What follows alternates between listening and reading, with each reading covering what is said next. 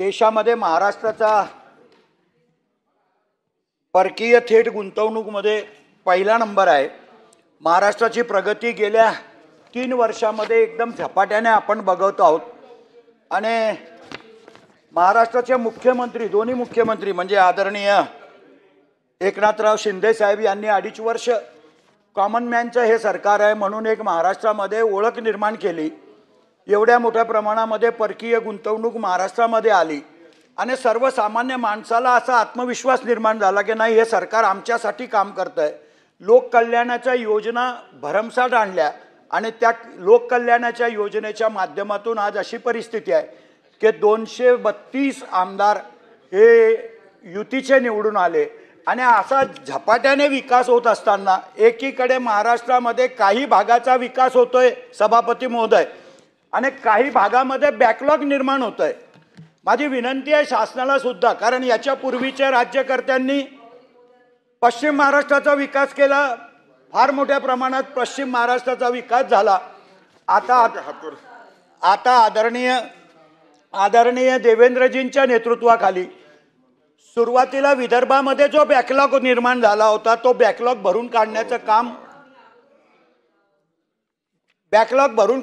काम या सरकारमध्ये होत आहे। माझी विनंती आहे सभापती महोदय की आजही महाराष्ट्रामध्ये बाकीच्या, कारण आता आम्ही जर विचार केला नंदुरबार परिसर तर महाराष्ट्रामध्ये दरडोई उत्पन्नामध्ये सर्वात शेवटी आम्ही आहोत आणि दुर्दैवानं आज आम्हाला मुख्य प्रवाहामध्ये आणण्यासाठी कुठलेच प्रयत्न होत नाही। सरकार पाठीमागे उभं असलं पाहिजे। खरं म्हणजे सरकार पाठीमागे राहिल्याशिवाय त्या भागाचा विकास होऊ शकत नाही हे आपण मान्य केलंय आणि म्हणून माझी विनंती आहे आपल्याला की आपल्या माध्यमातून शासनाला की जसा पश्चिम महाराष्ट्राचा विकास झाला, जसा विदर्भाचा विकास झाला, आता गडचिरोलीच्या पाठीमागे हेच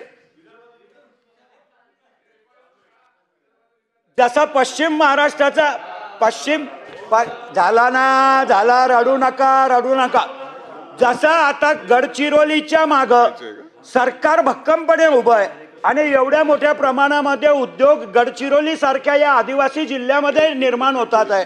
माझी शासनाला आपल्या माध्यमातून विनंती आहे साहेब की आमचा जिल्हा सुद्धा आदिवासी लोकसंख्या असलेला महाराष्ट्रातला सर्वात जास्त जिल्हा आहे।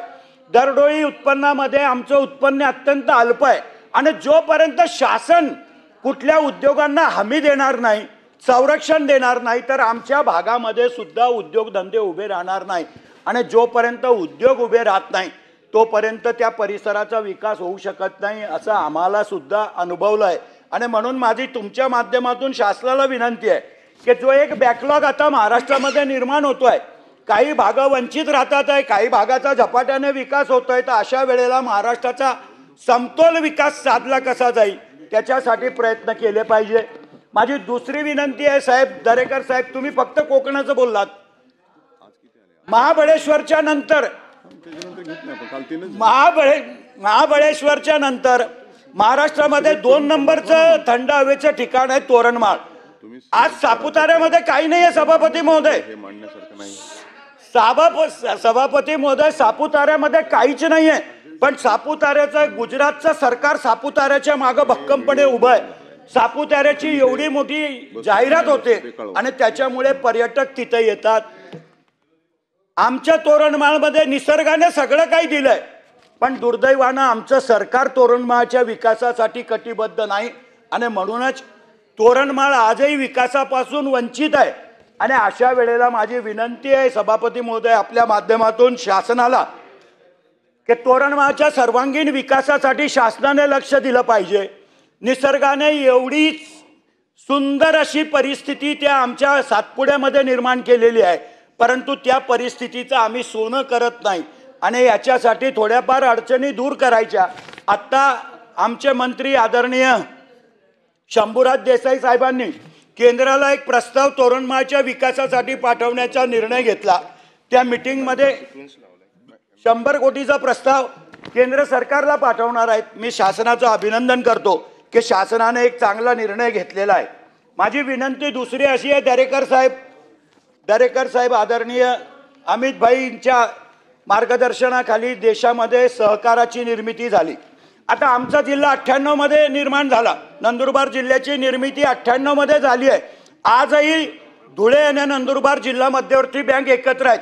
आता मी ऐकलंय की केंद्र स्तरावरून काही बँकांचं विभाजन होत आहे आणि त्याच्यामध्ये धुळे आणि नंदुरबार जिल्ह्याची बँक सुद्धा वेगळी वेगळी करतात आहे. कारण माझी विनंती आहे की जिल्हा मध्यवर्ती बँक प्रत्येक जिल्ह्याची वेगळी झाल्याशिवाय त्या जिल्ह्याच्या शेतकऱ्यांना सुद्धा न्याय मिळू शकत नाही. आणि म्हणून केंद्राच्या योजनेमुळेच आज धुळे आणि नंदुरबार जिल्हा 25 वर्ष झाले एकत्रच आहेत आणि त्या जिल्हा बँकेचं विभाजन होण्याचा प्रयत्न होतोय. आणि जर तो प्रयत्न झाला तर खरंच नंदुरबार आणि धुळे जिल्ह्याची जनता केंद्र सरकार आणि राज्य सरकारला धन्यवाद दिल्याशिवाय राहणार नाही. आणि म्हणून माझी विनंती आहे शासनाला की शासनाने फक्त खास करून आमच्या आदिवासी जिल्ह्याला नंदुरबारला दत्तक घ्यावं. आणि नंदुरबार जिल्ह्यामध्ये कारण आजही साहेब मुख्यमंत्र्यांनी पालकमंत्रीपद जोपर्यंत आमचं स्वीकारणार नाही. कारण बघा, एकनाथराव शिंदे साहेब सुद्धा गडचिरोलीचे मुख्यमंत्री होते, त्यांनी झपाट्याने लक्ष दिलं.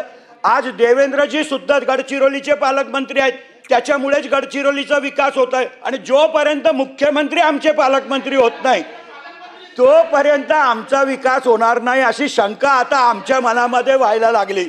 सभापती महोदय, आदिवासी जिल्हा आहे, दर वर्षाला कमीत कमी 7-8 लाख मजूर हे गुजरातमध्ये आणि इतर भागामध्ये दैनंदिन जीवनामध्ये जगण्यासाठी जातात. आणि अशा वेळेला रोजगाराचं काही साधन आमच्याकडे दुर्दैवानं निर्माण झालं नाही. आम्ही सर्व लोकप्रतिनिधी एकत्र होऊन कधी नंदुरबार जिल्ह्याच्या विकासासाठी भांडलो नाहीत, ही सुद्धा आमच्या मनामध्ये खंत आहे. आणि म्हणून माझी आपल्याला माध्यमातून शासनाला विनंती आहे की काहीही करून नंदुरबार धुळे जिल्ह्याला सुद्धा मुख्य प्रवाहामध्ये आणण्यासाठी शासनाने प्रयत्न करावे. पुनश्च एकदा मला संधी दिली त्याबद्दल आपले आभार मानतो आणि या प्रस्तावाला मी पाठिंबा देतो. धन्यवाद.